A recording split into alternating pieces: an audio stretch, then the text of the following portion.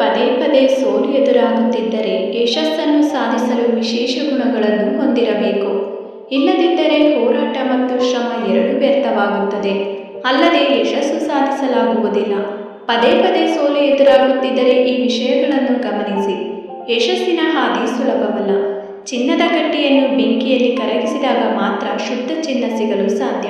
ಶಿಸ್ತು ಮತ್ತು ಸಮಯವನ್ನು ಗಮನದಲ್ಲಿಟ್ಟುಕೊಂಡು ಸರಿಯಾದ ಸಮಯದಲ್ಲಿ ನಿರ್ಧಾರಗಳನ್ನು ತೆಗೆದುಕೊಳ್ಳಿ. ನಿರ್ಧಾರದ ಪ್ರಕಾರವಾಗಿ ಬದುಕನ್ನು ಸಾಗಿಸುವುದು ಮುಖ್ಯವಾಗುತ್ತದೆ.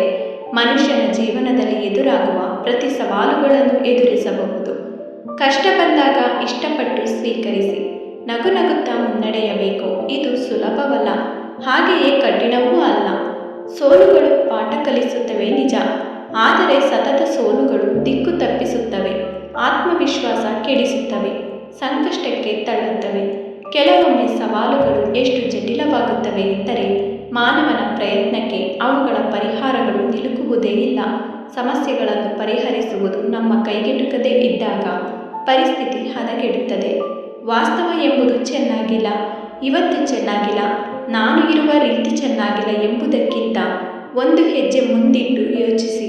ನಿಮ್ಮ ನಾಳೆಗಳು ಚೆನ್ನಾಗಿರುತ್ತವೆ ಎಂದು ಕಲ್ಪಿಸಿಕೊಳ್ಳುವುದು ಸಾಧ್ಯವೇ? ಖಂಡಿತ ಇದೆ. ಊಹೆ ಎಂಬುದು ಹೇಗಿದ್ದರೂ ನಿಮಗೆ ಬಿಟ್ಟ ವಿಚಾರ. ಕನಸುಗಳು ಎಂಬುದು ನಿಮಗೆ ಬಿಟ್ಟ ವಿಷಯಗಳು. ಕನಸು ಕಾಣುವುದಕ್ಕೂ ಚೌಕಾಸಿ ಮಾಡುವ ವ್ಯಕ್ತಿಗೆ ಬದುಕಲು ಈ ಜಗತ್ತು ಯೋಗ್ಯವಾಗಿಲ್ಲ. ಇದರ ಅರ್ಥ ನಾಳೆಯೂ ಚೆನ್ನಾಗಿರುವುದಿಲ್ಲ ಎಂದೇನೂ ಇಲ್ಲ. ನಾನು ನಿನ್ನೆ ಸಾಕಷ್ಟು ಟ್ರೈ ಮಾಡಿಲ್ಲ ಅಥವಾ ಅದೃಷ್ಟ ಇರಲಿಲ್ಲ, ಹಾಗಾಗಿ ಇವತ್ತು ಚೆನ್ನಾಗಿಲ್ಲ.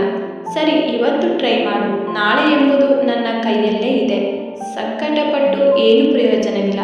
ಕನಸು ಕಾಣಬೇಕು, ಕಾಣೋಣ. ಇಂದು ನಮಗೆ ಕನಸು ಇಲ್ಲದಿದ್ದಲ್ಲಿ ನಾಳೆ ಎಂಬುದು ನಿನ್ನೆಗಿಂತ ಕೆಟ್ಟದಾಗಿರುವ ಎಲ್ಲ ಅಪಾಯವೂ ಇದೆ. ನಾವು ಪ್ರತಿಯೊಂದನ್ನು ನಮ್ಮ ಜೀವನದಲ್ಲಿ ನಡೆಯುವ ಪ್ರತಿ ಘಟನೆಗಳನ್ನು ಪಾಸಿಟಿವ್ ಆಗಿ ನೋಡುವುದಿದೆಯಲ್ಲ, ಅದೇ ನಮ್ಮ ಗೆಲುವಿಗೆ ಇರುವ ರಾಜಮಾರ್ಗ.